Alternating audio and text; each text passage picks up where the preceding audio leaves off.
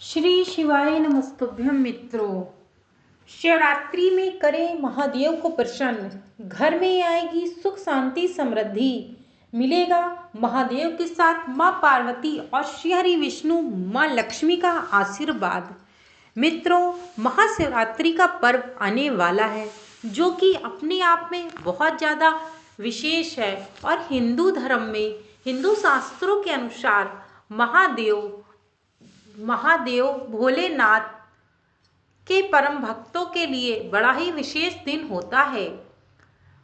इस दिन महादेव की पूजा करने वाले सभी भक्त अपनी मनोकामना स्वयं महादेव से करते हैं और महादेव की भक्ति में लीन रहते हैं। आखिरकार महादेव को प्रसन्न करने का क्या विशेष उपाय आज मैं आपको अवगत कराने जा रही हूँ। इससे पहले आप यह जरूर सुन ले, जो भी व्यक्ति इस शिवरात्रि पर महादेव की पूजा आराधना करेगा उसके जीवन से सभी पापों से मुक्ति मिलने वाली है, क्योंकि यह शिवरात्रि अपने आप में बहुत ज़्यादा विशेष है। आपको बता दें कि यह शिवरात्रि इसलिए भी विशेष है क्योंकि जो 144 वर्षों के बाद यह महाकुंभ लगा है और महाकुंभ का एक शाही स्नानों में से एक महाशिवरात्रि को भी शाही स्नान है। इसलिए यह शिवरात्रि और ज़्यादा विशेष हो जाती है क्योंकि संगम तट पर त्रिवेणी के स्नान करने से आपका मन और शरीर दोनों ही पवित्र हो जाता है। जो भी व्यक्ति महादेव की पूजा आराधना शिवरात्रि में करता है तो उसके जीवन से सभी पापों से मुक्ति मिल जाती है। आपको बता दें कि शिवरात्रि अपने आप में एक विशेष पर्व है।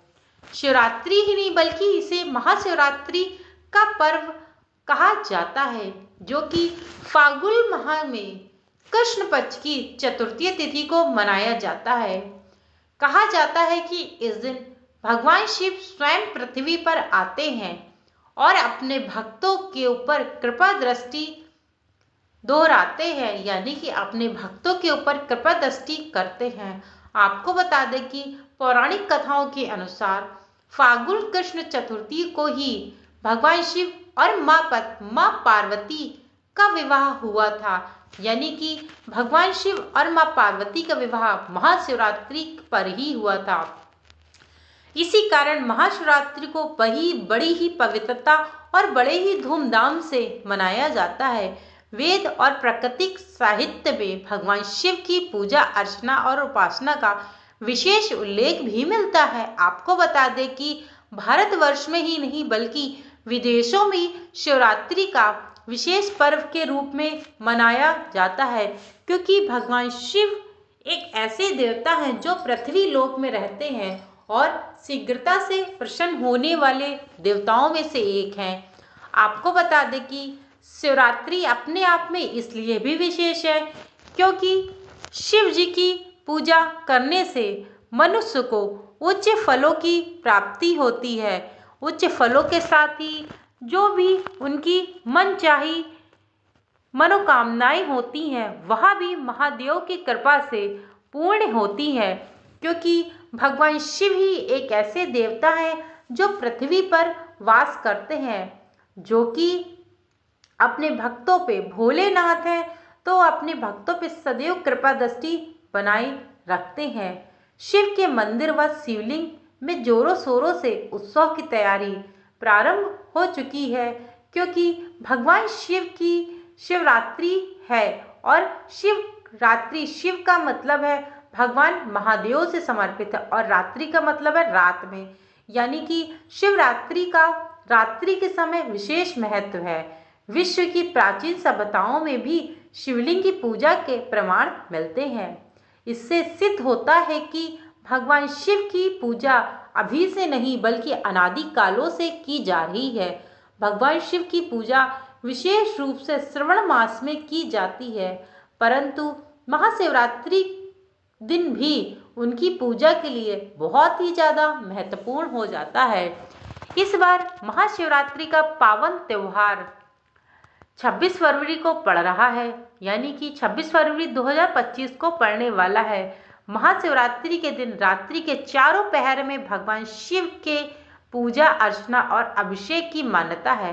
प्रथम पहर में दूध, द्वितीय पहर में दही, तृतीय पहर में घृत और चतुर्थीय पहर में मधु द्वारा स्नान करवाया जाता है। फिर से सुन लीजिए, देखिए, प्रथम पहर में आपको भगवान शिव का अभिषेक करना है, अर्चना करना है, दूध से करना है। द्वितीय पहर में दही से करना है, द्वितीय पहर में दही से, तृतीय पहर में घृत मतलब घी होता है, और चतुर्थीय पहर में मधु यानी कि आपको शहद से स्नान करवाना है।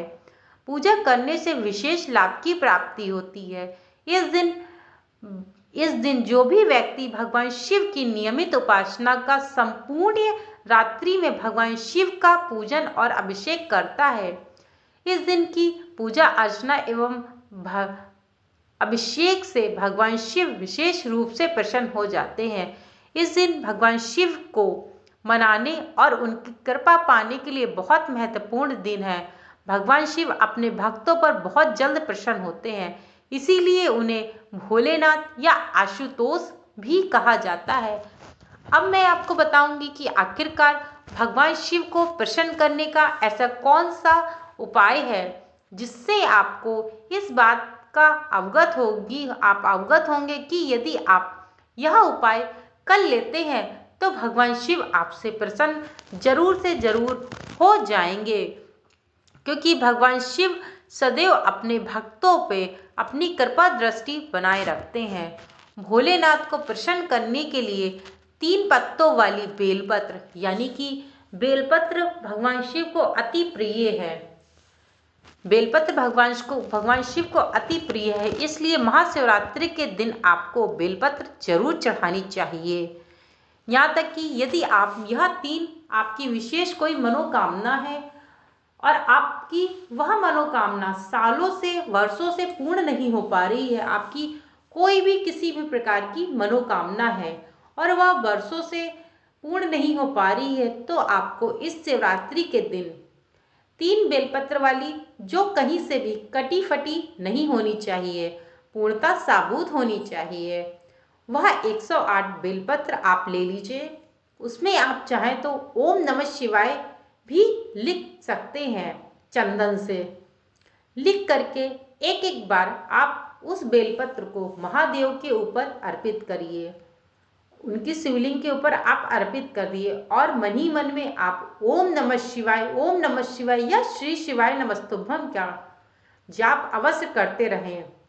ओम नमः शिवाय का जाप करने से आपके सभी पापों और कष्टों से मुक्ति मिलेगी और आपके जीवन में सदैव महादेव की कृपा बनी रहेगी। शिव पूजा रात में की जाती है। पूजा करने से पहले शाम को दोबारा स्नान अवश्य करना चाहिए। दिन में भांग को दूध में मिला करके शिवलिंग पर चढ़ाएं। यानी कि यदि आपकी दूसरा विशेष उपाय मैं बताने जा रही हूँ, जो कि आपको करना है कि आपको भांग लेनी है। भांग आप ले लीजिए, लेने के बाद उसमें आप दूध डालिए। दूध और भांग का जो मिश्रण बनके तैयार होगा वह आपको धीरे धीरे महादेव के ऊपर, शिवलिंग के ऊपर अर्पित करना है और अर्पित करने के साथ साथ आपको ओम नमः शिवाय का जाप अवश्य करना है। इसके बाद नंबर 3 है, इसके बाद आपको धतूरा ले लेना है और धतूरा लेकर के आपको जो भगवान शिव यानी कि माता पार्वती हैं, वही जो शिवलिंग बना हुआ है उसमें पूर्ण शिव परिवार है। वहाँ पे भगवान शिव की 6 पुत्रियां भी हैं, कार्तिक जी भी हैं और स्वयं माता पार्वती हैं और गणेश जी हैं, उनका शिव परिवार है। आप धतूरा जब अर्पित करें भगवान शिव को, उसके पहले आप स्वयं कार्तिकेय और गणेश जी के और पार्वती जी के मस्तक पर, यानी कि जब आप शिवलिंग में जल चढ़ाते हैं, जिस जगह से जल नीचे गिरता है, राइट साइड पे कार्तिकेय है और लेफ्ट साइड पे आपके भगवान गणेश हैं, और जो पटिया है पूरी जिसपे भगवान का शिवलिंग रखा है वह स्वयं माता पार्वती है। इसके बाद वह धतूरा आपको भगवान शिव के ऊपर अर्पित कर देना है और गन्ने का रस शिव जी को अर्पित करें, यानी कि आपको गन्ने का रस भी भगवान शिव को अर्पित करना पड़ेगा।